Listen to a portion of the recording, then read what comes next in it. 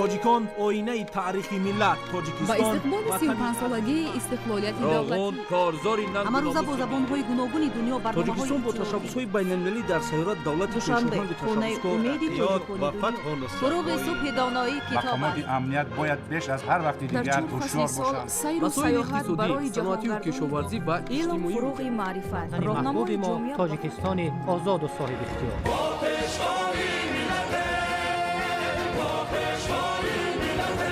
دوست باشید، اتفاق باشید، شکرانه همین دولت کنید، شکرانه همین سرزمین کنید، شکرانه کنید که چنین وطن عزیز و محبوب دارید.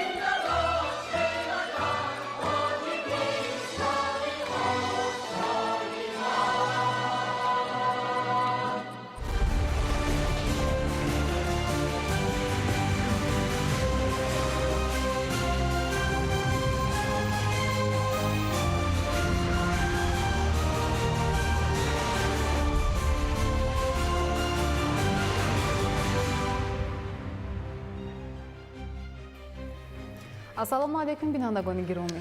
барномаи иттилоотии ахборро аз телевизиони тоҷикистон бо тозатарин хабару гузоришҳо манзури шумо менамоем. 23 апрел президенти ҷумҳурии тоҷикистон пешвои миллат муҳтарам эмомалӣ раҳмон дар иртибот ба амали мудҳиши террористикӣ дар минтақаи ҷамму ва кашмир рух додааст ба президент ва сарвазири ҷумҳурии ҳиндустон муҳтарам драупади мурму ва муҳтарам Нарендра Моди барқияи изҳори тасаллӣ ирсол намуд ки дар он омадааст. хабари фоҷиабори ба ҳалокат расидан ва захмӣ шудани шумораи зиёди одамони дар натиҷаи ҳамлаи террористӣ дар минтақаи ҷамму ва кашмир боиси андӯҳи беандоза ва нигаронии амиқи мо гардид.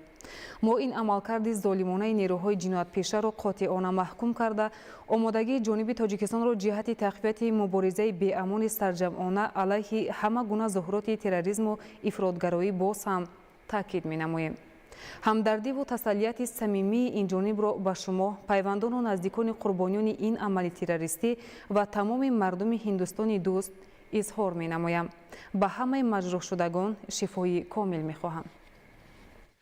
бар асари ҳамлаи гурӯҳи силоҳбадастон на чандон дур аз шаҳри пахалгами ҳиндустон 25 сайёҳ ба ҳалокат расида, даҳо каси дигар маҷрӯҳ шуданд. захмиён аз тарафи кормандони хадамоти дахлдор ба беморхона интиқол дода шуданд. мувофиқи маълумоти расида, ҷинояткорони мусаллаҳ аз самти номаълум гурӯҳи сайёҳонро ҳадаф қарор доданд. кормандони сохторҳои қудратӣ атрофи ҳодисаро муҳосира карда барои боздошт намудани силоҳбадастон амалиёти махсус роҳандозӣ намуданд. бар асари ҳамлаи гурӯҳи силоҳбадастон воқеъ на чандон дур аз шаҳри пахалгами ҳиндустон 25 сайёҳ ба ҳалокат расида, даҳо каси дигар маҷрӯҳ шуданд. захмиён аз тарафи кормандони хадамоти дахлдор ба беморхона интиқол дода шуданд. мувофиқи маълумоти расида, ҷинояткорони мусаллаҳ аз самти номаълум гурӯҳи сайёҳонро ҳадаф қарор доданд. кормандони сохторҳои қудратӣ атрофи ҳодисаро муҳосира карда барои боздошт намудани силоҳбадастон амалиёти махсус роҳандозӣ менамоянд.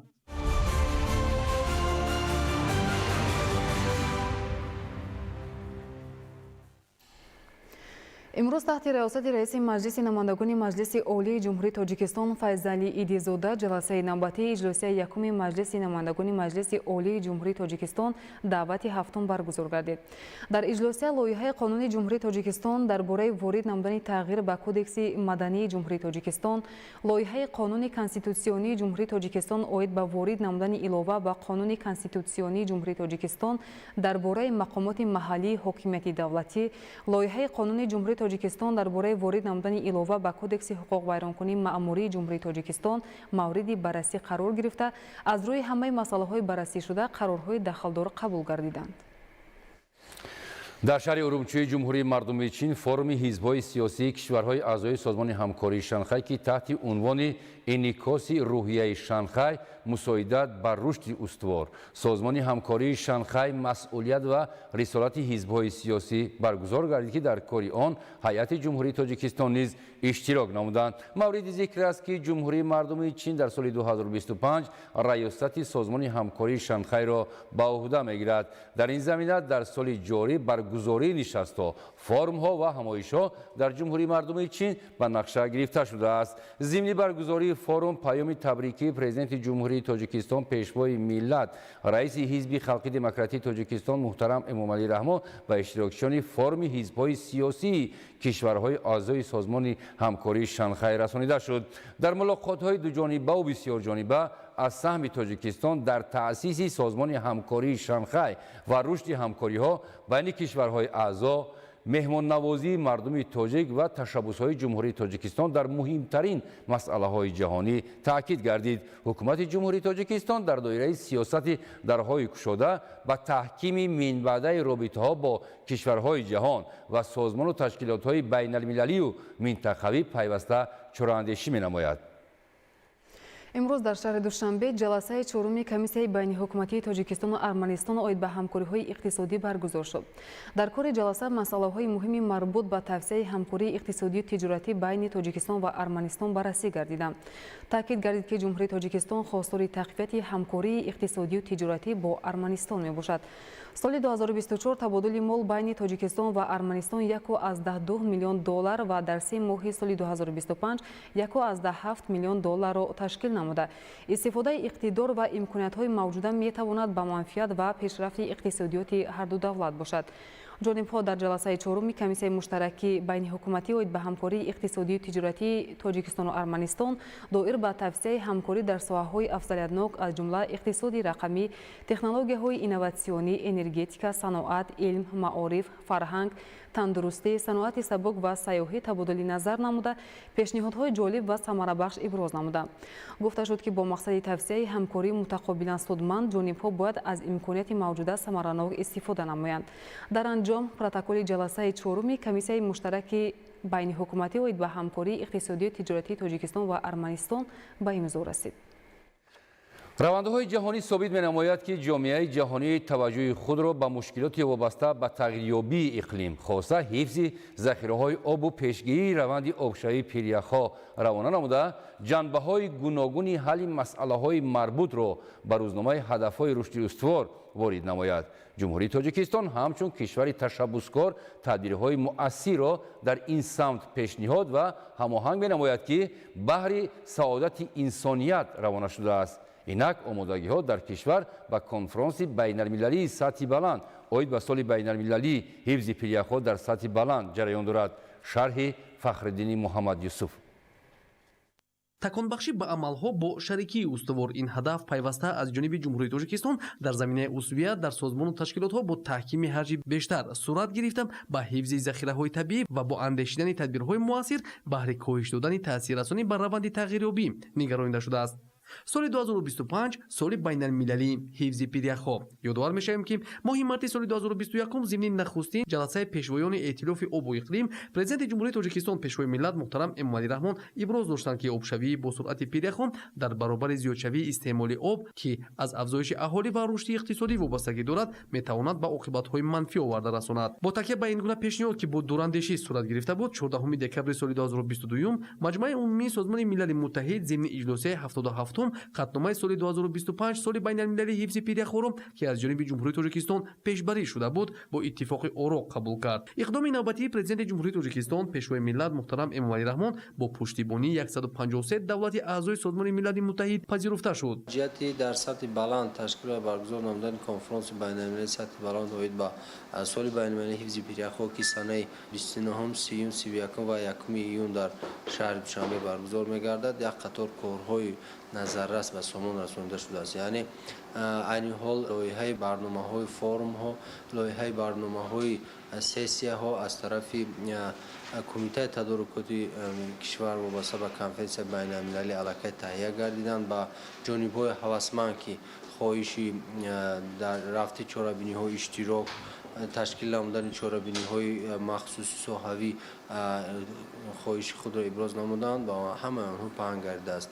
ва айни ҳол бошад барои иштирок дар худи чорабинии конфронси байналмилалии сатҳи баланд аллакай аз кишварҳои خودی آسیای مرکزی و همچنین دیگر مناطق سایر اعضای سازمان ملل متحد حسی به نهایت بلندی هوسمندی جهتی اشتراک در چهاربینی علاقه بیان نمودند که یکی از مهمان‌های سطحی بلند در رفت این چهاربینی‌ها این یعنی پرزیدنت‌های بعضی کشورها میباشند، همچنین راهبران سازمان‌های بین‌المللی علل خصوص سازمان بین‌المللی اوید با سازمان عمومی جهانی آب و هواشناسی، سازمان عمومی جهانی یعنی یونسکو و دیگر سازمان‌های بین‌المللی علاقه نه تنها اشتراک بلکه جانب‌هایی که در دوره کنفرانس سطحی بلند چهاربینی‌های خود را بخشیده به پیریاخان نیز عملی می‌نمایند، یعنی علاقه در رختی اشتراک کنندگان دیده می‌شود.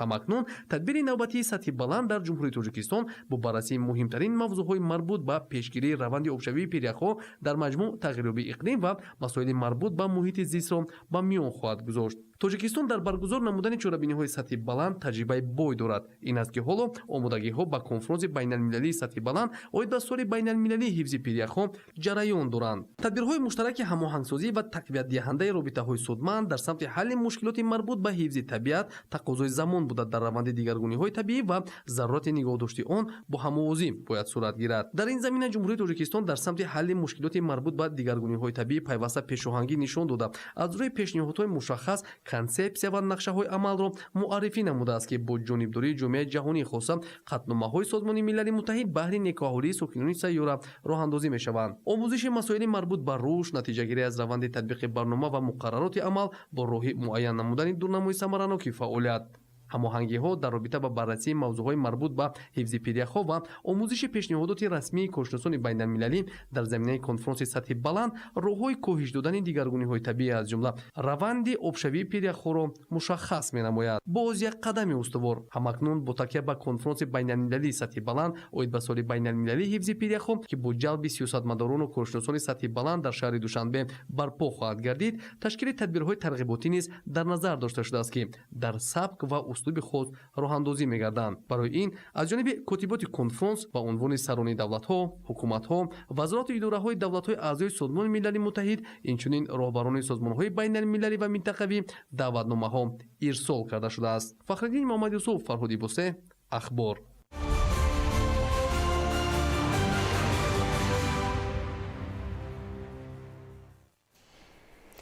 имрӯз дар шаҳри Душанбе ғолибони чемпионати Осиёи Ғарбӣ оид ба шоҳмот байни наврасон ва ҷавонон ки бори аввал дар шаҳри Душанбе баргузор мегардад, аз намуди шоҳмоти зудбозӣ ва ё ба истилоҳ рапид муайян ва ба ҷоизаҳо қадрдонӣ гардиданд. Тафсилоти бештар дар гузориши Ҷаҳонгир Сафарализода. дар маросими ҷоизасупорӣ масъулини кумитаи кор бо ҷавонон ва варзиши назди ҳукумати ҷумҳурии Тоҷикистон, намояндагони Федератсияи байналмилалии шоҳмот ва дигар шахсони расмӣ ширкат доштанд. Нахуст дар 6 сину сол миёни духтарон медалҳо соҳибони аслии худро дарёфтанд. Аз намуди инфиродии шоҳмотбозони Қазоқистон аз ҳама бештар 7 медал, 3 тилло, 1 нуқра ва 4 биринҷӣ ба даст оварданд. Шатранҷбоз наврасон ва ҷавонони ҳиндустонӣ сазовори 5 медал, 1 тилло, 3 нуқра ва 1 биринҷӣ шуданд. Баъдан шоҳмотбозоне ки зери парчами Федератсияи байналмилалии шоҳмот баромад намуданд, бо гирифтани 3 нишон, 2 тилло ва 1 нуқра шарафёб шуданд. Ҳамчунин намояндагони Узбекистон ва Шри-Ланка низ ба гирифтани нишонҳои ифтихорӣ даст ёфтанд. Прекрасное мероприятие. На данном мероприятии мы забрали 7 золотых, 4 серебряных и 3 бронзовых медали. Мы очень рады за то, что вы организовали такое замечательное событие для наших спортсменов. Всем спасибо. Я играл до 18 лет, я занял первое место по рапиду.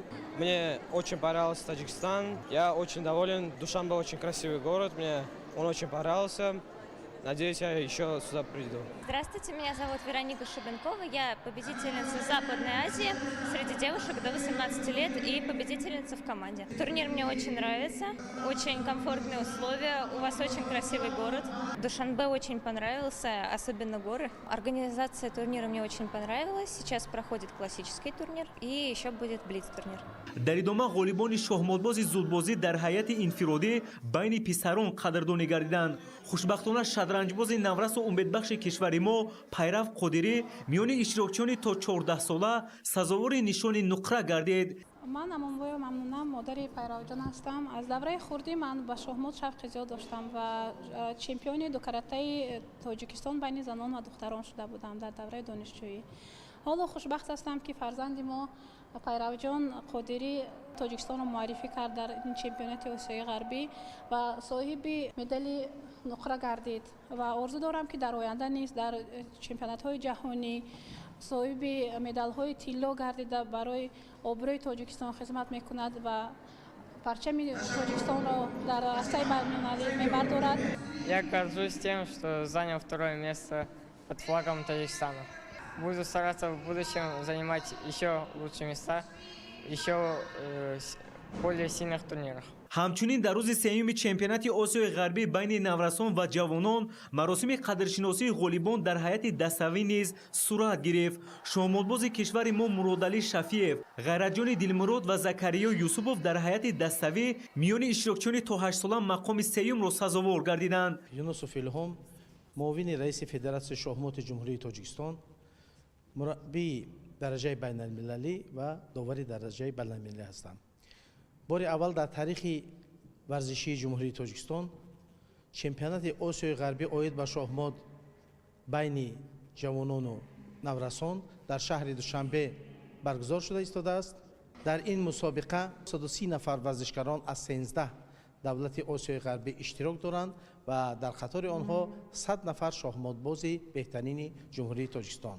دیروز مسابقات آید به شахмат زودبازی یعنی که رپید انجام رسید و خوشبختانه در رشته انفرادی میان پسران 14 ساله پیرو قادری بین پسران 14 ساله سزاوار جای دوم گردید. ما کوشش میکنیم که هم در رشته شахмат معمولی یعنی که استاندارد یعنی که کلاسیکی مینامند و شахмат برخور بلیتز نیز مدال به دست بیاریم. با ترتیب معین مراسم باشکوه جایزه سپاری برگزار گردیده کل غالیبان و جایزه‌داران با نشان و جام مسابقه سرفراز شدند. مورد به یادآوری است که چمپیونات آسیای غربی بین نورسان و جوانان آید به شахмат 20 اپریل شروع گردیده تا 29 اپریل ادامه میکند.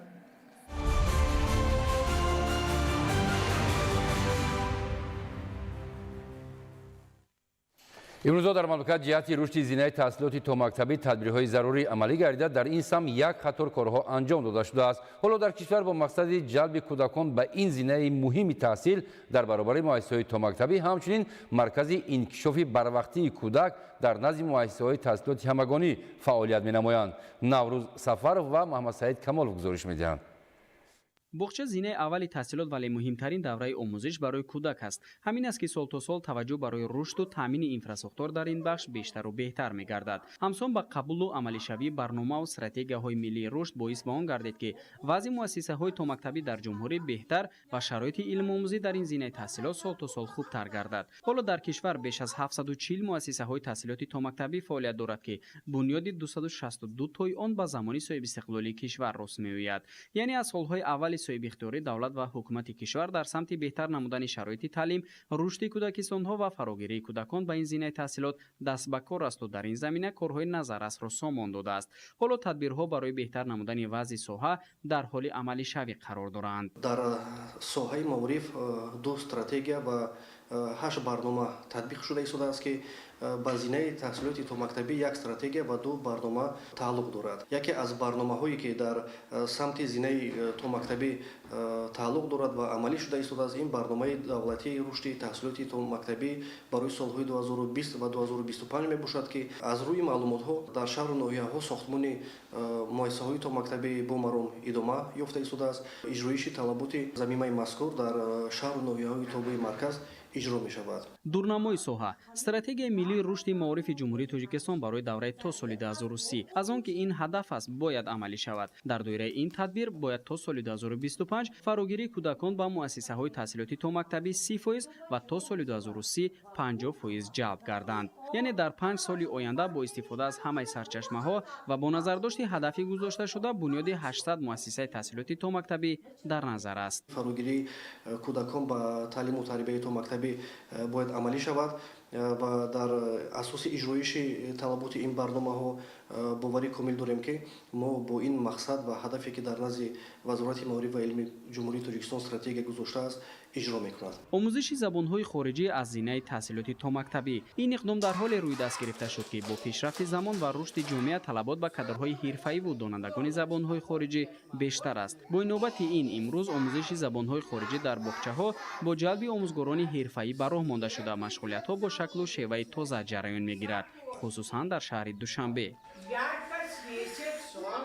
кӯдакони муассисаҳои таҳсилоти томактабӣ аз кӯдакони фориғ аз боғча монда фарқияти калон дорад. дар муассисаҳои таҳсилоти томактабӣ тамоми имкониятҳо муайё аст. тибқи барномаҳо забони русӣ ва англисӣ низ ба роҳ монда шудааст ки ҳамарӯза муаллимаҳои ихтисосманд бо тарбиятгирандагон кору фаъолият мекунанд. то имрӯз дар пойтахти кишвар шаҳри Душанбе 167 муассисаҳои таҳсилоти томактабӣ фаъолият менамоянд ки фарогирӣ дар ин самт ба 36% баробар аст. яъне ин ба он маъност ки маорифчиёни пойтахт бо истифода аз имкониятҳои мавҷуда ҷиҳати ба омӯзиш фаро гирифтани кӯдакон ва ҷалби онҳо ба ин зинаи таҳсилот даст ба коранд.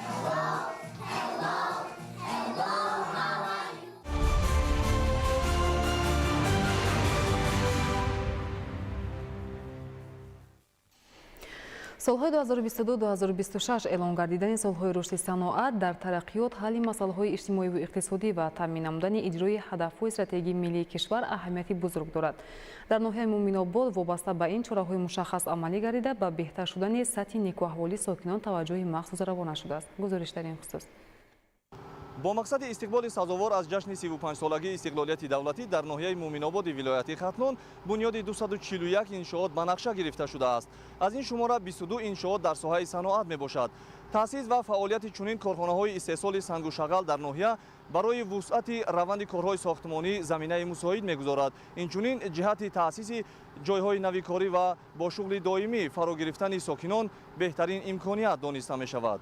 طبق معلومات عین زمان در ناحیه مومن‌آباد از شمار 17 کارخانه‌های فعالیت کننده موسمی و دائمی صنعتی دو کارخانه استحصال کننده سنگ و شغل موجود است. کارخانه استحصالی جمعیتی دارای مسئولیتش محدود تلبک در ناحیه از جانب صاحبکار محلی تأسیس داده شده تا کنون فعالیت ثمره بخش دارد. حالا در کارخانه 12 نفر ساکنان محلی با شغل مناسب تامین شدند. کارخانه به استحصال سنگ و شغل و خشت‌های بتونی مشغول بوده توسط وصل و نصب دستگاه و تجهیزات‌های تکنیکی ضروری قسمت بیشتری کارها با استفاده از مکانیزم‌های سوحوی در شکل خودکار به راه مانده شده است. کارخانه مذکور در سرگاه سیل‌راهی که حدود قسمتی از جماعت و دهه‌های ناحیه مومن‌آباد را عبور می‌کند بنیاد گردیده است. مقصد انتخاب این موضع برای بنیاد کارخانه در آن است که مصالح ضروری در کارخانه کارکرد شونده همچون اشیاء خام از داخل این سیل‌راه گرفته می‌شود. در نتیجه چنین روند فعالیت هم مجرای سیل‌راه به طور منتظم تازه گردیده هم برای کارخانه دسترسی مصالح تامین می‌شود. همزمان فعالیت کارخانه با پیشگیری خطر آمدن سیل به موضع اهالی نشین و یا حدود زمین‌های کارم ناحیه مساعدت می‌کند. در دایره چاره‌های عملی گردیده از جانب مقامات اجرایی حکومت دولتی ناحیه مومن‌آباد وابسته به افزون گردانیدن حجم استحصال مجموع محصولات صنعتی نتیجه‌ها تا رفت افزایش می‌یابند. زیاد گردیدن کارخانه‌های صنعتی و تأسیس جای‌های نویکاری با بالاروی سطح اقتصادیات و نیکوحوالی مردم زمینه مساعد را فراهم آورده ایستاده است. امروز در ناحیه مومن‌آباد صنعت در حال رشد قرار دارد که یکی از هدف‌های چهارم استراتژی حکومت جمهوری تاجیکستان به حساب می‌رود. در ناحیه مومن‌آباد 17 کارخانه صنعتی فعالیت دارند. از جمله در 3 ماهه اول سال جاری کارخانه مصطفی شمسلو با کار و فعالیت آغاز کرد که با استحصال محصولات نانی مشغول می‌باشد. سال تا سال زیاد شدن کارخانه‌های صنعتی امکان فراهم می‌آورد که شماره جای‌های نوی کاری زیاد می‌شود و سطح و صفت زندگی مردم خوبتر و بهتر می‌گردد. در زمینه توجه و دستگیری‌های حکومت جمهوری تاجیکستان و تشبثکاری‌های مقامات اجرایی حکومت دولتی اینچنین صاحبکاران وطنی نیز وابسته بر رشد ساحه صنعت همچون هدف چهارم استراتژی حکومت کشور سهمی ارزشمند دارند. ساکنان ناحیه مومن‌آباد دستاوردهای روزافزون را در بخش‌های مختلف خواجگی خلق ثمره پایداری استقلالیت دولتی و تأمین فضای آرام و آسایشته مملکت دانسته بهره باز هم نائل شدن به کامیابی‌های بیشتر با جانبداری از سیاست پیشگرفته حکومت کشور فعالیت ثمره بخش دارند. عالم ناصرزاده، خورشید نادرخان، ناحیه مومن‌آباد، اخبار.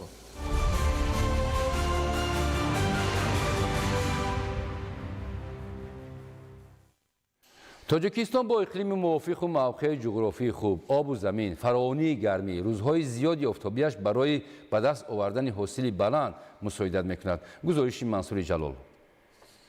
барои фаровонии маҳсулот ва таъмини аҳолӣ бо ғизои хушсифат дар мамлакат тамоми шароиту имкониятҳо мавҷуданд. истифодаи пурсамар ва оқилонаи захираҳои замин ва об барои афзун намудани ҳаҷми маҳсулоти кишоварзӣ мусоидат менамояд. мувофиқи нишондиҳандаҳои бисёрсолаи олимони соҳа, давомнокии давраи ҳарорати ҳаво баъд аз давраи зироати тирамоҳӣ дар вилояти Суғ аз 100 то 110 рӯз, водии Ҳисор аз 120 то 130 рӯз ва минтақаҳои Бохтару Кӯлоби вилояти Хатлон аз 140 то 150 рӯзро ташкил медиҳад. ин миқдор рӯзҳо имконият медиҳад, ки аз заминҳои обӣ 3-4 ҳосил гирифта шавад. самарнок ва мақсаднок истифода бурдани заминҳои корам, на танҳо заминҳои обӣ, балки заминҳои лалмӣ, инчунин гирифтани 3-4 ҳосил аз кишти такрорӣ, яъне ки иловагӣ. мо қариб ки 9 моҳ ана ҳисоб кунед 270 рӯзи офтобӣ дорем, яъне ки аз 10 дараҷа боло ҳаст дар вилояти Хатлон. дар вилояти Суғду масалан минтақаҳои дигар мо метавонем ки бо дигар кишти омехта гирифта мо метавонем 4 ҳосила гирем. истифодаи мақсадноки замин ва заҳмати шабонарӯзӣ имкон фароҳам овард, ки ҳосили фаровон рӯёнида шавад. аз меҳнати садоқатмандона ва муносибати дилсӯзона ба замин дастурхони сокинон пурнозу неъмат гардида, сатҳи некуаҳволиашон сол то сол беҳтар мегардад. таҷрибаи кишоварзони мамлакат оид ба маданияти истифодаи замин беҳтар гардида, ҳамасола қариб 200 000 гектар замин ба кишти такрорӣ фаро гирифта мешавад.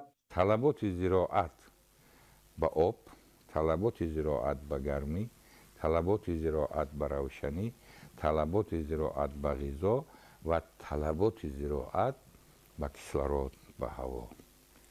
аз рӯи анами 5 омили ҳаётӣ, ин омили ҳаёт аст. мо ҳамаи ҳамин корҳои деҳқония ба роҳ мемонем. он касе ки 5 омила ба зироат дар вақти муайян, дар муҳлати муайян, бо меъёри муайян, бо технологияи илман асоснок парвариш кунад, ҳосили ӯ беандоза мешавад. имрӯз истифодаи мақсадноки замин ва захираи маҳсулот барои тирамоҳу зимистон дар ҳар як оила ба як амали ҳатмӣ ва маъмулӣ табдил ёфтааст. дар замони соҳибистиқлолӣ маданияти истифода бурдани замин куллан беҳтар гардида, аз як қитъаи замини обӣ гирифтани 3-4 ҳосил ба ҳукми анъана даромад, ки барои ба маротиб зиёд шудани истеҳсоли маҳсулоти кишоварзӣ мусоидат намуда истодааст.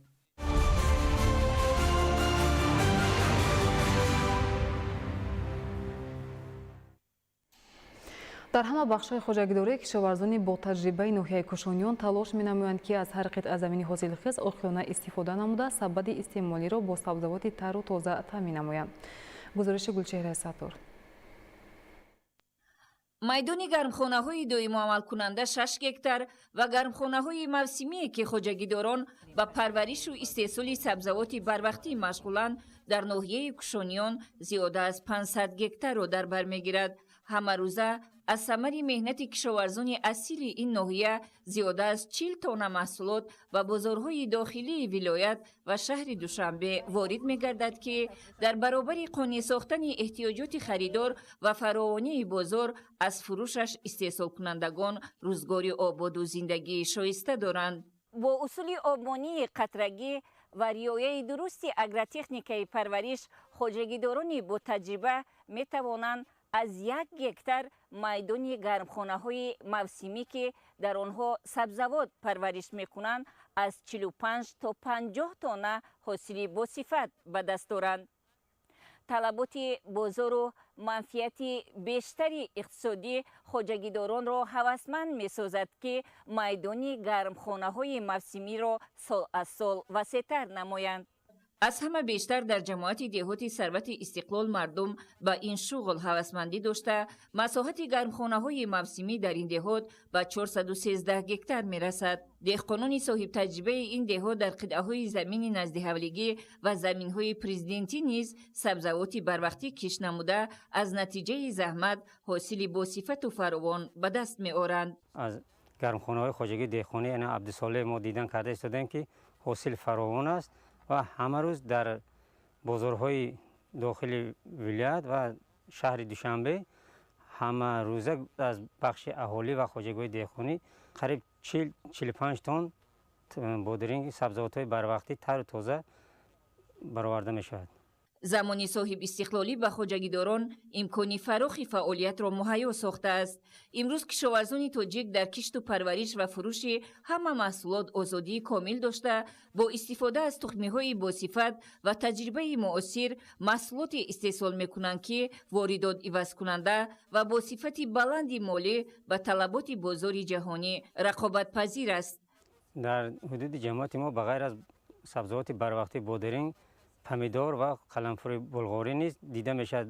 дар аксарияти хоҷагоҳи мо ин сабзавотҳо сол ба сол зиёд карда шуда истоданд. ин гармхонаҳоро хоҷагоҳи деҳқонӣ ё аҳолӣ барои он зиёд мекунанд ки ҳосили хуб ба даст овардааст, иқтисодиёти оилаи худашонро хубтар карда ва барои таъмини амнияти озуқавории кишвар, ки яке аз ҳадафҳои асосии мамлакат ба ҳисоб меравад, саҳмгузор мебошанд. шумораи ин гуна хоҷагиҳои деҳқоние ки фаъолияти озоду пурсамар доранд дар миқёси ҷумҳурӣ бештар аз 197 000-ро ташкил медиҳад, ки дар истеҳсоли маҳсулоти босифати ватанӣ ва содироти он ба хориҷи кишвар саҳм гузошта, тоҷикистонро дар миқёси ҷаҳон ҳамчун тавлидкунандаи маҳсулоти аз ҷиҳати экологӣ тоза муаррифӣ менамоянд.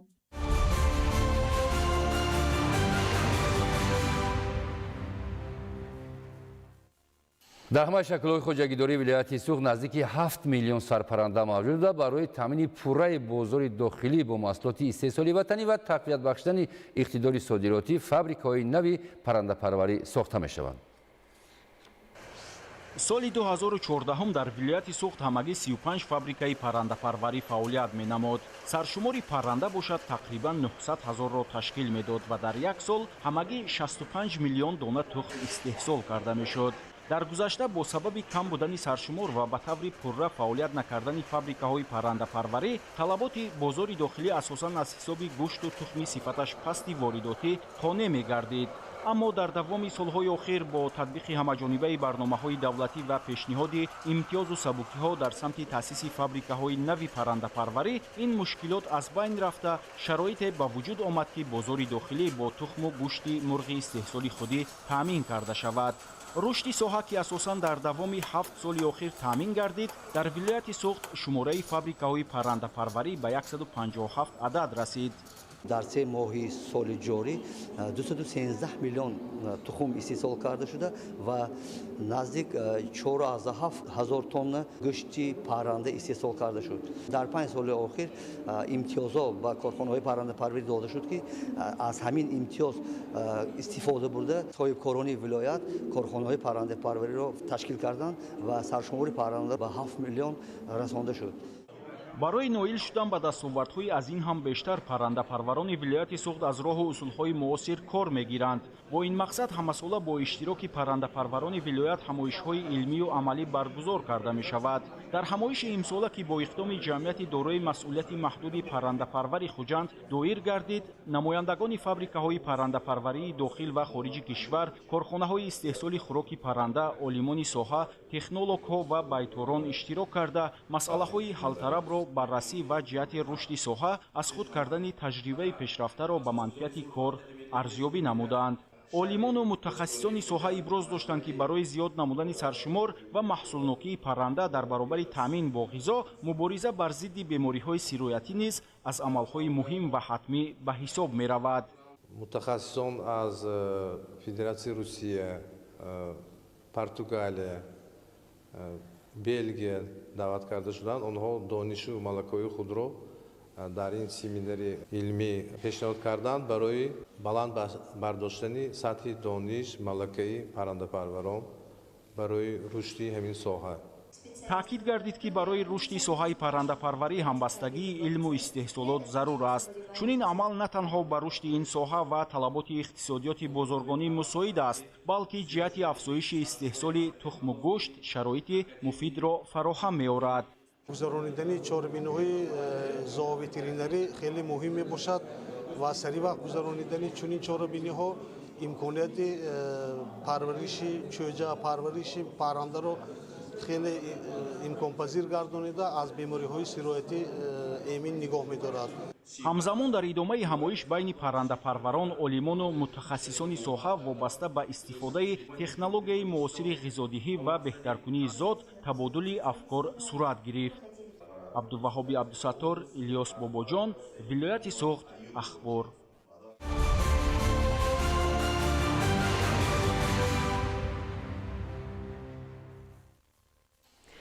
дар шаҳри Хуҷанд дар заминаи беморхонаи вилоятии кӯдакона биноҳои наву замонавӣ сохта шуда хизматрасони тиббӣ ба аҳолӣ беҳтар хоҳад шуд. гузориш дар ин хусус.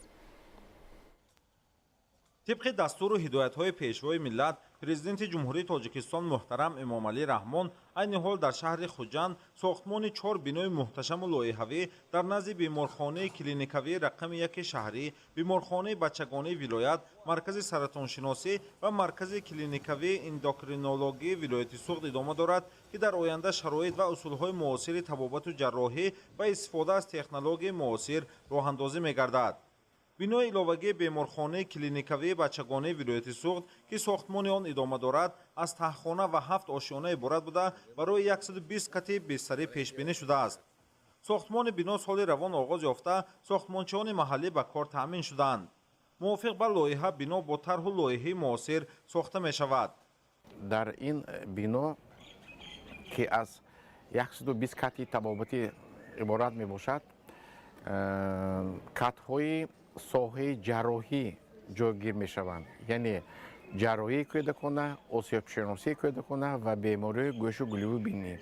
таъкид бояд намуд ки беморхонаи клиникавии бачагонаи вилояти Суғд яке аз калонтарин муассисаҳои табобатии кӯдакона дар вилоят ба шумор рафта, дорои 12 шӯъбаи махсус гардонида шуда бо 290 кат мебошад. дар баробари бунёди бинои нав саҳну ҳудуди муассисаи табобатӣ таъмир ва барои қабули беморон, бозии кӯдакон шароити мусоид фароҳам оварда шудааст. ҳамзамон дар шаҳри Хуҷанд бо маблағгузории мақомоти маҳаллӣ бинои иловагии беморхонаи клиникавии рақами 1 оғоз ёфтааст. бинои 7 ошиёна барои 260 кати бистарӣ пешбинӣ шуда, барои ба талаботи замони муосир ба роҳ мондани хизматрасонӣ иҷро мегардад. ҳоло беш аз 20 нафар сохтмончиён машғули иҷрои корҳои сохтмонӣ буда тасмим доранд ки иншоотро бо сатҳу сифати баланд дар муҳлати муайяншуда сохта ба истифода диҳанд. пас аз бунёду ба истифода додани бинои мазкур бо тамоми шароити замонавӣ ва таҷҳизотҳои муосир муҷаҳҳаз гардонида мешавад ва албатта ин ба он мусоидат мекунад ки бо ба роҳ мондани ҷарроҳиҳои муосир сафар кардани шаҳрвандони шаҳри Хуҷанд барои муолиҷа ва ҷарроҳӣ ба кишварҳои хориҷа ба миён намеояд. дар шаҳри Хуҷанд бинои иловагии маркази клиникавӣ эндокринологии вилояти Суғд низ бо маблағгузории мақомоти иҷроии ҳокимияти давлатии вилоят сохта мешавад ки барои 120 кати бистарӣ пешбинӣ гардидааст. ҳамзамон бинои иловагии 6 ошиёнаи маркази саратоншиносии вилояти Суғд барои 150 кати бистарӣ идома дорад. иншооти соҳа бо шароити муосир бунёд шуда ва табибон имкон медиҳад ки қабулу ташхис ва табобати беморонро дар оянда дар сатҳи баланд ба роҳ монанд. бояд гуфт ки ҳоло муассисаҳои табобатӣ дар ҳудуди шаҳри Хуҷанд фаъолият дошта барои ташхис, ҷарроҳӣ, бистарӣ ба аҳолии шаҳру ноҳияҳои вилояти Суғд хизмат мерасонанд. сохта ба истифода додани боз 4 бинои иловагӣ дар назди беморхонаҳои шаҳри Хуҷанд имкон медиҳад ки барои то 650 кати бистарӣ шароит фароҳам гардад. бунёди биноҳои наву замонавӣ бозгӯи таваҷҷӯҳи пайвастии давлату ҳукумати ҷумҳурии Тоҷикистон ба рушди соҳаи тандурустӣ, таъмини шароити арзанда барои сокинон, солимии онҳо ва истиқболи сазовор аз ҷашни 35-солагии истиқлолияти давлатии ҷумҳурии Тоҷикистон мебошад.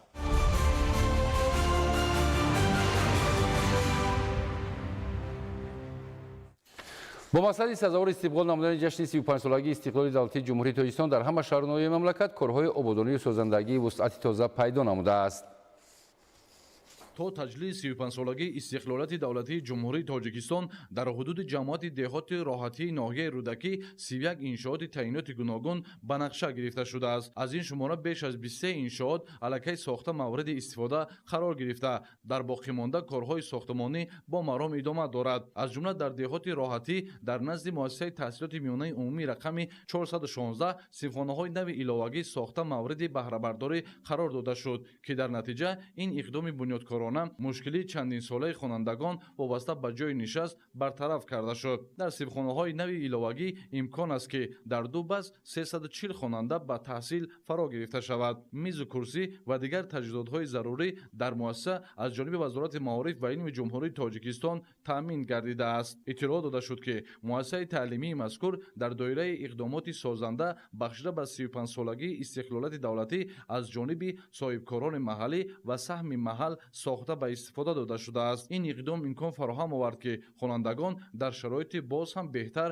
ба илмомӯзӣ фаро гирифта шаванд. Омӯзгоронро талқин намуданд, ки бо истифода аз шароити муосир беҳтар кардани сифати таълиму тарбия дар замири хонандагон бедор намудани ҳисси ватандӯстию ватанпарастӣ арҷ гузоштан ба таъриху тамаддуни миллати тоҷик ва муқаддасоти миллӣ ва ба роҳ мондани робитаҳои зич бо падару модарро дар мадди аввал гузоранд. ҳамчунин ҷиҳати беҳтару хубтар ба роҳ мондани таълиму тарбия дар муассисаҳои таълимӣ дар ҷамоати деҳоти роҳатӣ сохтмону хобгоҳҳо барои омӯзгорон низ ҷараён дорад. баъди анҷоми корҳои сохтмонӣ омӯзгороне ки аз шаҳру ноҳияҳои мамлакат ба илмомӯзӣ меоянд дар ин ҷо истиқомат хоҳанд кард. ҳамчунин бахшида ба ҷашни бузурги миллии 35-солагии истиқлолияти давлатӣ дар ҷамоати мазкур бо дастгирии мақомоти иҷроияи ҳокимияти давлатии ноҳияи рӯдакӣ дар якҷоягӣ бо соҳибкорони маҳаллӣ сохтмони маркази саломатии сеошона ҷараён дорад. бо ба истифода додани маркази саломатӣ мушкилии чандинсолаи сокинон бартараф гардида ҷиҳати беҳтару хубтар намудани хизматрасонии тиббӣ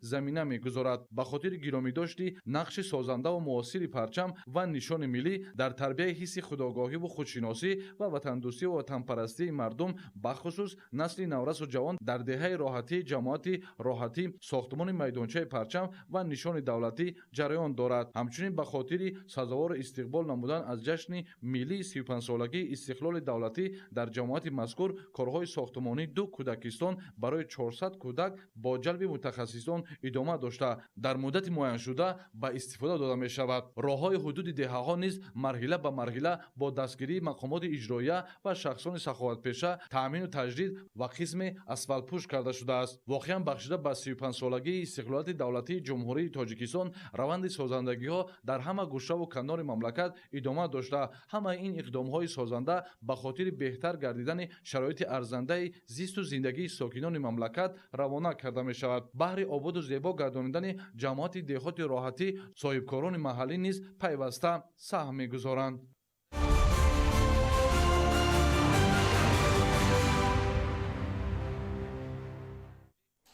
корҳои сохтмонӣ дар иншоати роҳи канорагузари шаҳраки ғарби ноҳияи Рашт бо тарҳи муосир ва талаботи меъёрҳои роҳсозӣ ба истиқболи ҷашни 35-солагии истиқлолии давлатӣ амалӣ шуда истодааст. гузориш дар ин хусус. сохтмони роҳи канорагузар асосан дар партави дастур ва ҳидоятҳои президенти ҷумҳурии Тоҷикистон пешвои миллат муҳтарам Эмомалӣ Раҳмон бо мақсади ҳаракати мӯътадили нақлиёт дар шоҳроҳи автомобилгарди байналмилалии Нуробод, Рашт, Тоҷикобод, Лашт ки он тавассути маркази шаҳраки Ғарб мегузарад ва пешгирӣ аз ҳолатҳои танбашавии нақлиёт дар ин масири роҳ бунёд шуда истодааст. дар фасли зимистон маҷрои дарёи Сурхоб аз меъёри муқаррарӣ хеле ҳам кам гардида барои иҷрои корҳои сохтмонӣ шароити мусоид муҳайё мегардад то коргарон тахту ҳамворкунӣ ва насби плитаҳои соҳили дарёро бо сифати баланд анҷом диҳанд. дар сурати пурра амалӣ шудани ин тарҳи созандаи ҳукумати ҷумҳурии Тоҷикистон барои мардуми маҳал манфиати зиёди иҷтимоиву иқтисодӣ меорад, зеро дар шароити камзамини шаҳраки Ғарб бо аз худкунии 3 гектар замини бекорхобидаи соҳили дарёи Сурхоб барои бунёди манзили истиқоматӣ ва ташкили дигар коргоҳҳои хурди истеҳсолӣ заминаи воқеъ пайдо мешавад то шароити аҳолии маҳал боз ҳам беҳтар хубтар гардад. ин аст ки бо мақсади тибқи лоиҳа бо ҷалби техникаҳои гуногун тамғаи соҳавӣ дар соҳили дарёи Сурхоб کارهای ساختمانی، تخت و هموارکنی و مستحکم کنی تک‌کرسی دیوارهای محافظوی و وصل و نصب پلیته‌های بتونی با صفت بلند و با طلبات معیارهای ساختمانی ادامه دارد. تا همین دوره سال جاری ساختمانچیان در مسافه پیشبینی شده کارهای خواباندن پلیته‌های بتونی و دیوارهای محافظوی را در ساحل دریای سرخاب انجام داده.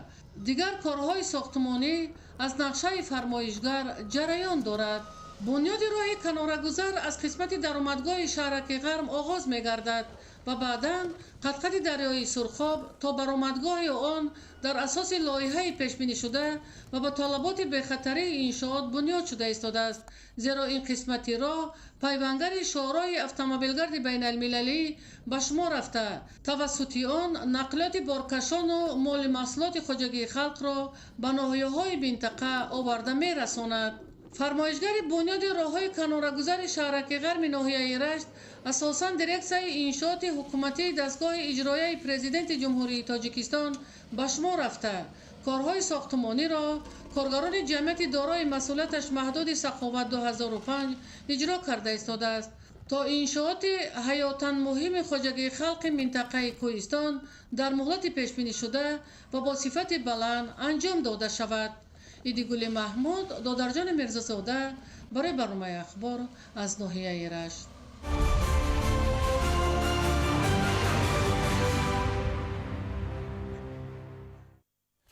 تشکیل مزایده‌ها جهت فروش مال و محصولات و کار و خدمت‌رسانی خصوصیت‌های به خود خاص دارند که هرچند تشکیل آنها عمومیت زیاد داشته باشد هم با نمود و صفت مال معین کرده می‌شود. گزارش دلشاد حکیم‌زاده. مزایده فروش عمومی مال یا کار و خدمت‌رسانی است که با اشتراک زیاد خریداران و اعلان نرخ مقرر شده طبق طلبات افزاینده گذرانده می شود. ترتیب عمومی برای همه مزایده ها اصول رقابت بین خریداران احتمالی می باشد، یعنی برای پیدا نمودن حقوق خرید مال مسابقه نرخی بین خریداران گذرانده شده غالب مزایده معین کرده می شود. غالب مزایده شخصی می باشد که طبق قاعده های آن در رقابت نرخی غالب می آید. در این حالت ابیکت را غالب مزایده به دست می آورد. این اصول فروش عمومی مال یا کار و خدمت رسانی از جانب کارخانه واحد دولتی عاید به تشکیل فروش اموال دولتی، کمیته دولتی سرمایه‌گذاری و اداره اموال دولتی جمهوری تاجیکستان هنگام فروش سهمیه های دولتی، اموال از اعتبار ساقط گردیده کارخانه و تشکیلات، انشاءات غیر منقول، واسطه های نقلیات و مکانیزم ها، فروش اموال حبس گردیده، انشاءات ساختمانی ناتمام، فروش پورا و پرتاب متال های سیاه و رنگه و سه استفاده برده می شود که در شفافیت کاربری زمینه با اعتماد می گذارد.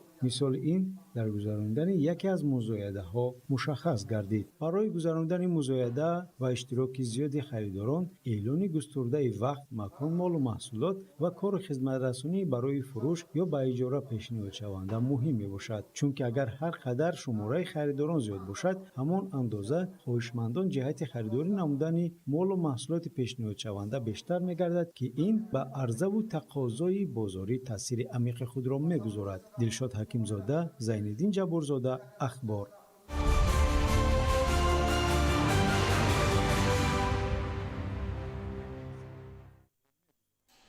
کشور من تحت همین عنوان در دانشگاه دولتی تکنیکی ماشینسازی و راههای اتومبیلگرد مسکو فستیوال عنعنوی با اشتراک دانشجویان تاجیک برگزار گردید.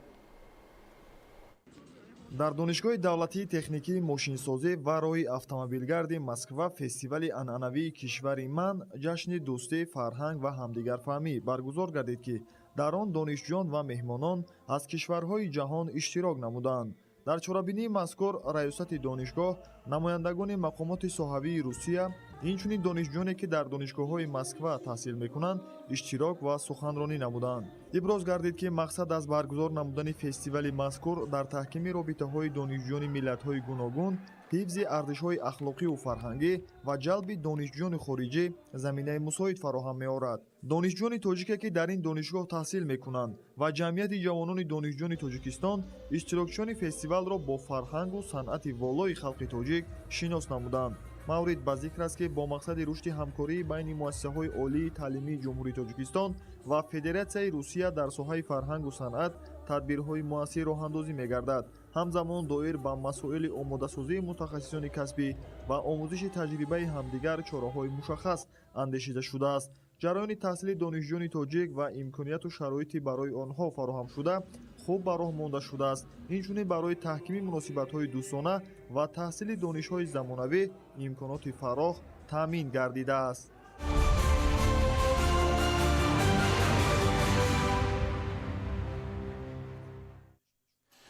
ҳадафи аслии роҳандозии озмуни ҷумҳуриявии малакаи касбӣ ҷалби наврасон ва ҷавонон ба касбу ҳунар ва ихтисосҳои ба бозори имрӯзаи меҳнат ҷавобгӯ мебошад.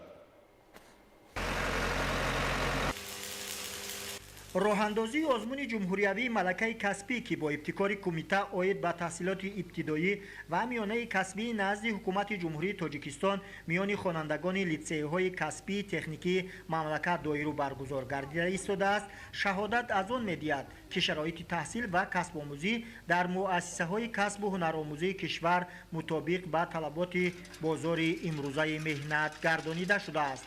бо ин мақсад дар литсеи касбии техникии шаҳри ваҳдат бо иштироки донишҷӯёни муассисаҳои касбии техникии ноҳияҳои тобеи марказ даври минтақавии озмуни ҷумҳуриявии малакаи касбии доиру баргузор гардид. зимни кушодашавии даври минтақавии озмун иброз гардид ки бо мақсади эълон гардидани солҳои 2022-2026 солҳои рушди саноат ва тарғиби донишҳои назариявӣ ва амалӣ, инкишофи шавқу завқи ҳунаромӯзон, тарғиби касбҳои коргарӣ, фароҳам овардани шароити муносиб барои рушди малакаи касбии хонандагон ва тақвияти техникии тафаккури онҳо, озмуни ҷумҳуриявии малакаи касбӣ дар ду давр гузаронида мешавад. имрӯз дар литсеи касбии техникии шаҳри ваҳдат дар даври минтақавии озмуни малакаи касбии ҳунаромӯзон аз муассисаҳои касбии техникии шаҳру ноҳияҳои тобеи марказ дар назди ҳакамон малакаю маҳорати азбарнамудаи худро ҳам ба таври назариявӣ ва амалӣ санҷиданд. аз рӯи низомнома ва шартҳои озмун донишҳои назариявӣ ва амалии ширкаткунандагон аз ҷониби ҳакамон баҳогузорӣ карда шуд ва ғолибони даври минтақавӣ бо дарёфти ҷойҳои ифтихорӣ ба даври ҷамъбастии озмуни ҷумҳуриявии малакаи касбӣ роҳ ёфтанд. маҳмадалӣ абдукарим, хайрулло холмуминзода, ваҳдат ахбор.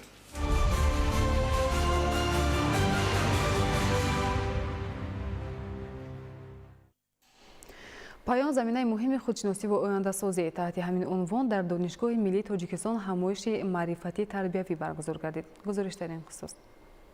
дар чорабинӣ намояндагони прокуратураи генералии ҷумҳурии тоҷикистон, вазорати корҳои дохилӣ, раёсат ва омӯзгорону донишҷӯёни донишгоҳи миллии тоҷикистон иштирок доштанд. зикр шуд ки паёми президенти ҷумҳурии тоҷикистон пешвои миллат муҳтарам Эмомалӣ Раҳмон ба Маҷлиси олии ҷумҳурии тоҷикистон ҳуҷҷати сарнавиштсоз барои ҷомеа маҳсуб ёфта фарогири тамоми самтҳои рушди мамлакат мебошад ва шаҳрвандон хоса ҷавононро ба худшиносиву худогоҳии миллӣ ҳидоят менамояд. паёми пешвои миллат яке аз санадҳои муҳими рушди ҷомеа, як роҳнамои стратегӣ ва қутбнамои ташаккул ва таҳаввули соҳаҳои алоҳида ва инъикоси низоми идораи демократӣ ва арзишҳои инсон ва озодии баён маҳсуб рафта, ҳамасола ба хотири ҷамъбасти натиҷаҳои ба амал омада, муайян намудани самтҳои афзалиятноки рушд ва ҳамзамон муқаррар кардани вазифаҳои миёнамуҳлат ва дарозмуддат ба парлумони кишвар ва дар симои он ба тамоми мардами кишвар ва ҳамзамон ба ҷомеаи ҷаҳонӣ ҷиҳати муаррифии арзишҳои сиёсати дохилӣ ва хориҷӣ пешниҳод мегардад ва бо дар назардошти махсусияти паём ҷанбаҳои он фарогир будани он мебояд он барои ҳар як соҳа, барои ҳар як шаҳрванд шарҳу тавзеҳ дода шуда вазифаҳои дар он муайян шуда ба хотири расидан ба ҳадафҳои рушди устувор ва рушди ҷомеа пайгирӣ карда шаванд.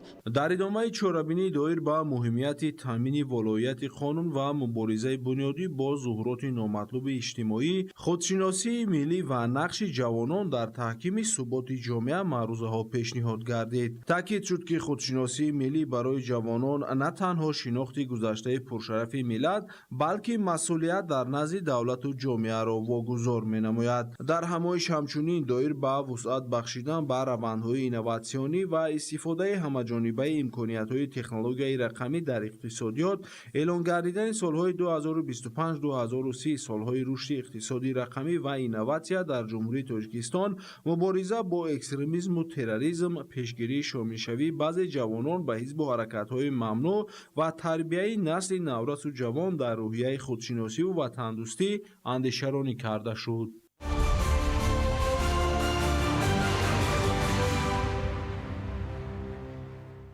бахшида ба рӯзи байналмилалии китоб дар муассисаи давлатии китобхонаи марказонидашудаи шаҳрӣ ба номи Абулқосим Лоҳутӣ конференсияи илмӣ амалӣ баргузор гардид.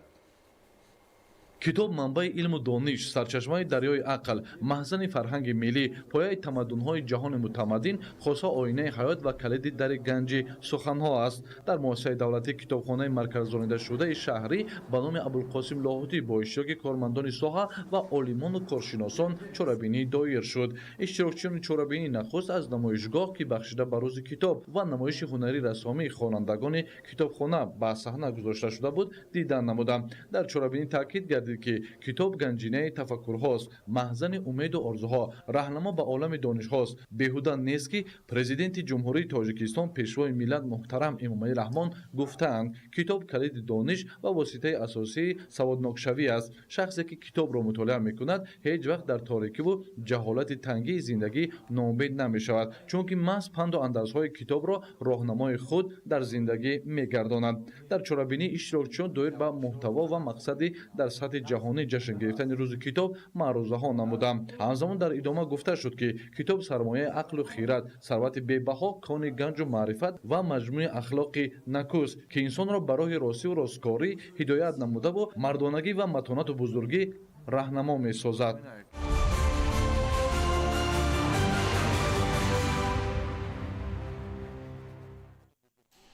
дар раванди сиёсати хиратмандонаи пешвои миллат муҳтарам Эмомалӣ Раҳмон имрӯз занону бонувон ҳамқадами ҷомеа буда дар соҳаҳои мухталифи сиёсӣ, иҷтимоӣ, иқтисодӣ ва фарҳангӣ кору фаъолият доранд. бо ҳамин мақсад дар ноҳияи Рӯдакӣ ҳамоиши омӯзишӣ баргузор гардид. нақши зан дар ҷомеа таҳти ҳамин унвон бо ибтикори шуъбаи кор бо занон ва оилаи мақомоти иҷроияи ҳокимияти давлатии ноҳияи Рӯдакӣ бо иштироки доираи васеъи занону бонувон ҳамоиш баргузор гардид. зимни баргузории чорабинӣ иброз гардид, ки яке аз масъалаҳое ки ниҳоят мавриди таваҷҷӯҳи ҳукумати ҷумҳурии Тоҷикистон қарор дорад, ин баланд бардоштани мавқеи зан дар ҷомеа мебошад. баъди расидан ба истиқлоли давлатӣ, масъалаи баланд бардоштани мавқеи зан дар ҷомеа, беҳбуд бахшидан ба шароиту кору зиндагии занону бонувон таҳти таваҷҷӯҳи хосаи давлату ҳукумати мамлакат, махсусан пешвои миллат муҳтарам Эмомалӣ Раҳмон қарор гирифта, дар ин замина баҳри баланд бардоштани маърифати ҳуқуқи занону бонувон, саҳмгузории онҳо дар корҳои сиёсӣ, иҷтимоӣ, маърифатӣ ва фарҳангӣ, тарбия намудани кадрҳои болаёхат аз ҳисоби занону бонувон ва фаъолияти босамари онҳо дар соҳаҳои гуногуни хоҷагии халқи мамлакат як қатор корҳои неку назаррас анҷом дода шудааст. ба таъкиди иштирокчиёни чорабинӣ имрӯз занону бонувони тоҷик ба хотири рушди ҳамаи соҳаҳои ҳаёти ҷомеа ва давлат, аз ҷумла дар сафи қувваҳои мусаллаҳ ва мақомоти ҳифзи ҳуқуқ содиқона хизмат карда истодаанд.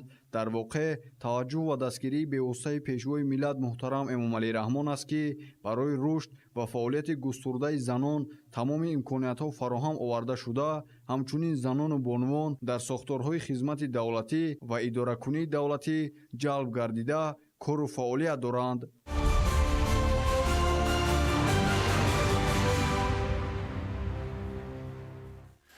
дар вазорати моориф ва илми ҷумҳурии Тоҷикистон бо мақсади истиқбол аз рӯзи илми тоҷик, арҷгузорӣ ба заҳмати олимон муҳаққиқон ва таҳкими нақши илм дар ҷомеа ҳамоиши ҷумҳуриявии илми назариявӣ баргузор гардид. рушд ва дурнамои илм дар муассисаҳои таҳсилоти олии касбии ҷумҳурӣ. таҳти ҳамин унвон имрӯз дар вазорати маориф ва илми ҷумҳурии Тоҷикистон конференсияи ҷумҳуриявии илмии назариявӣ баргузор гардид. зимни баргузории конференсия иброз гардид, ки истиқбол аз рӯзи илми тоҷик арзгузорӣ ба заҳмати олимону муҳаққиқон ва таҳкими нақши илм дар ҷомеа мебошад. маҳз тавассути густариши фаъолияти илмӣ метавонем рушди устувори соҳаҳои мухталифро таъмин намоем ва нерӯи зеҳнии кишварро самаранок истифода барем, таъкид шуд, ки истиқлоли давлатӣ рушди фаъолияти босамари ҳамаи сохторҳои ҷамъиятии кишварро таъмин намуда, болоравии сатҳу сифати зиндагии аҳолиро давра ба давра таъмин намуда истодааст. маҳз бо шарофати ин неъмати бузург ва сиёсати созандаю ободкоронаи президенти ҷумҳурии Тоҷикистон, пешвои миллат муҳтарам Эмомалӣ Раҳмон, дар мамлакат пояҳои давлати демократӣ, дунявӣ ва ҳуқуқбунёд мустаҳкам гардида, Тоҷикистон дар арсаи байналмилалӣ мавқеъ ва нуфузи худро боло бурд. дар идомаи ҳамоиш иштирокчиён дар мавзӯъҳои илми мактаби олӣ, мушкилот ва дурнамо, ҳидоятҳои пешвои миллат дар таҳкими нерӯи забондонӣ ва босозии методологияи таълим ва дигар мавзӯъҳо дар самти рушди илму маориф баромад намуданд. конференсия бо музокираҳои фаъол ва мубодилаи афкор байни иштирокчиён идома ёфт. мавзӯъҳои муҳими марбут ба рушди илм, ҳамкорӣ байни муассисаҳои таълимию илмӣ ва такмили низоми таълими илмӣ мавриди баррасӣ қарор гирифтанд.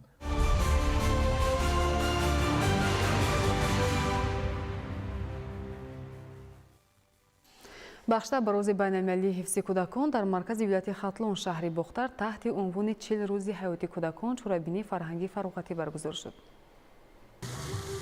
маросими ифтитоҳи чорабиниҳои 40 рӯзи ҳаёти кӯдакон дар доираи таҷлил аз рӯзи байналмилалии муҳофизати кӯдакон дар вилояти Хатлон ки бо ибтикори раёсати маориф баргузор гардид, гуфта шуд, ки 1 июн дар Тоҷикистон чун аксар кишварҳои ҷаҳон рӯзи байналмилалии ҳифзи кӯдакон таҷлил мегардад. ба ин муносибат дар доираи сиёсати иҷтимоии ҳукумати мамлакат бо ташаббуси мақомоти иҷроияи ҳокимияти давлатии вилояти Хатлон таҳти унвони 40 рӯзи ҳаёти кӯдакон баргузории чорабиниҳои гуногуни фарҳангӣ, варзишӣ, маърифатӣ ва хайриявӣ дар ҳама шаҳру ноҳияҳои вилоят дар назар дошта шудааст. ҳадафи иқдоми мазкур на танҳо фароҳам овардани муҳити фароғатӣ барои кӯдакон, балки баланд бардоштани сатҳи маърифати ҷомеа дар бораи ҳуқуқу озодиҳои кӯдак, таълиму тарбияи дуруст ва таҳкими муҳити инсондӯстиву адолатпарвар мебошад. зеро мо насли калонсол вазифа дорем, ки барои нигоҳубини саломатӣ, тарбияи маънавӣ, инкишофи қобилиятҳои эҷодӣ ва омодасозии насли наврас ба зиндагии мустақилона муҳити мусоид фароҳам биёрем.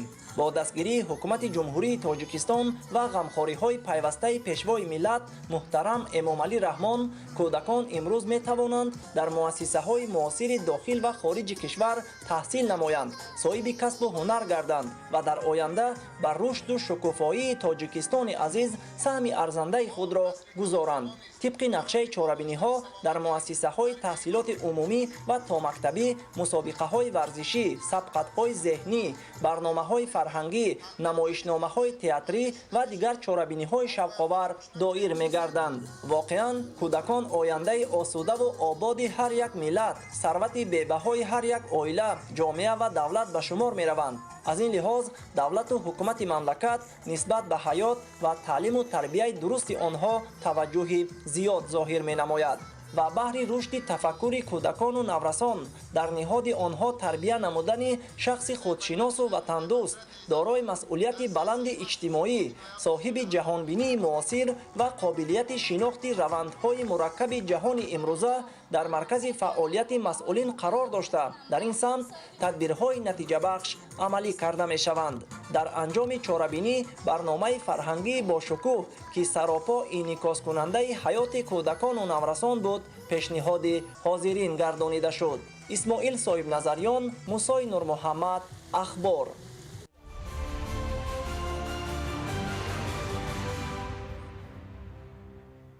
дар ноҳияи кушониён раванди соҳил мустаҳкамкунӣ дар мавзеъҳои хавфноки дарёи Вахш вусъат меёбад.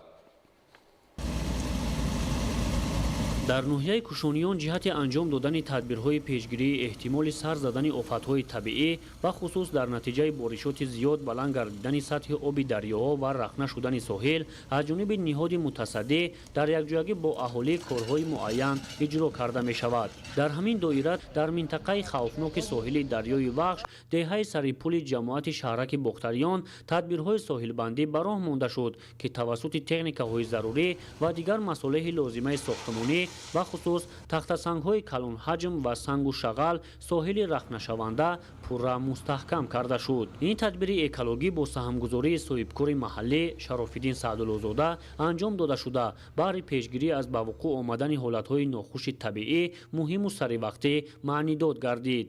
дар ноҳияи кушониён бо дастгирии мақомоти иҷроияи ҳокимияти давлатии ноҳия корбариҳои шуъбаи ҳолатҳои фавқулода бо дастгирии соҳибкори ватанӣ Саъдуллозода Шарофиддин зиёда аз 500 метр корҳои заминӣ сохтани саддаҳои муҳофизатии обгардон, кандани хандак, прокоп иҷро шуда дар нақша аст ки зиёда аз 1 километр корҳои соҳилмустаҳкамкунӣ иҷро мешавад. ин корҳо сар задани офатҳои табиӣ пешгирии рафъи ҳолатҳои фавқулода мебошад. мавриди зикр аст ки имрӯзҳо соҳибкорон бо дарки баланди ватандорӣ дар баробари саҳмгузорӣ дар корҳои ободониву созандагӣ инчунин ҷиҳати ҳифзи солимии ҷомеа эмин нигоҳ доштани заминҳои корам ва дигар иншооти хоҷагии халқ ҳиссаи арзанда доранд. ба иттилои масъулини шуъбаи кумитаи ҳолатҳои фавқулода ва мудофиаи гражданӣ дар ноҳияи кушониён масофаи 40 километр соҳили чапи дарёи вахш аз ҳудуди ҷамоатҳои шаҳраки Бустонқалъа, Бохтариён ва Заргани ноҳия мегузарад. дар ин масир 4 минтақаи хавфнок мавҷуд мебошад. бояд гуфт ки ҳамасола дар минтақаҳои хавфноки соҳили дарёи вахш корҳои соҳилбандӣ ба монанди хандақ ва саддаҳои муҳофизатӣ бо истифода аз симтур ва тахтасангҳои оҳани бетонӣ, ниҳолшинонӣ ва дигар масолеҳи муносиб ба соҳилбандӣ анҷом дода мешавад. масъулини ситоди ноҳиявии ҳолатҳои фавқулода ва мудофиаи гражданӣ ният доранд ки бо истифода аз масолеҳи зарурӣ ва ҷалби сокинон дар минтақаҳои хавфнок тадбирҳои соҳилбандиро анҷом диҳанд. дар рафти чорабинӣ кашонидани санги калонҳаҷм, соҳилмустаҳкамкунии саддаҳо, корҳои замини сохтани садда иҷро шуда хавфи сар задани офати табииро каме ҳам бошад пешгирӣ намуданд. Самандар Шоев, Искандари Саид, ноҳияи Кушониён, Ахбор.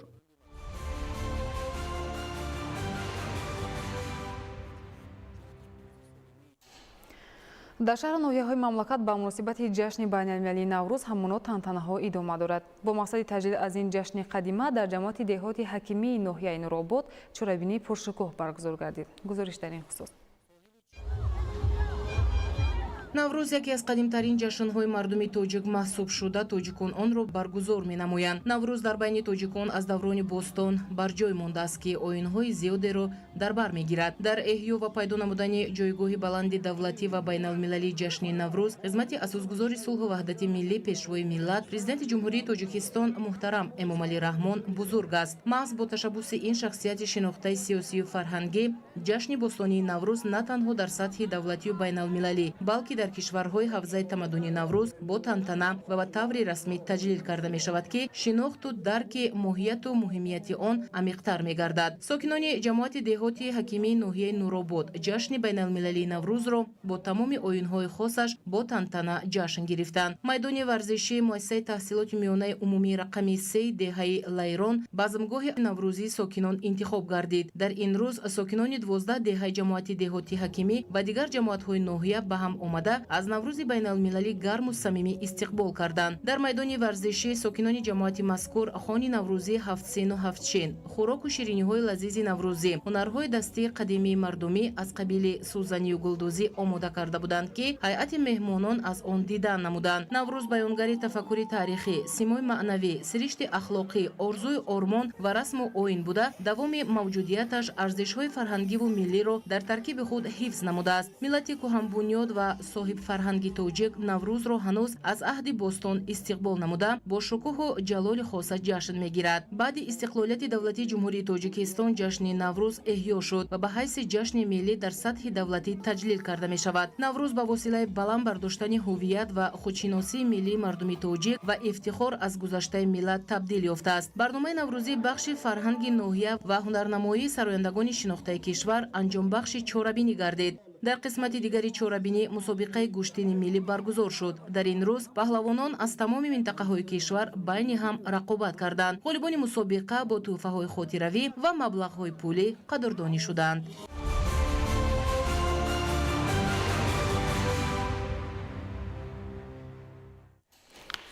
бинандагони гиромӣ, нашри муфассали барномаи иттилоотии ахбор хотима меёбад. хайр саломат бошед.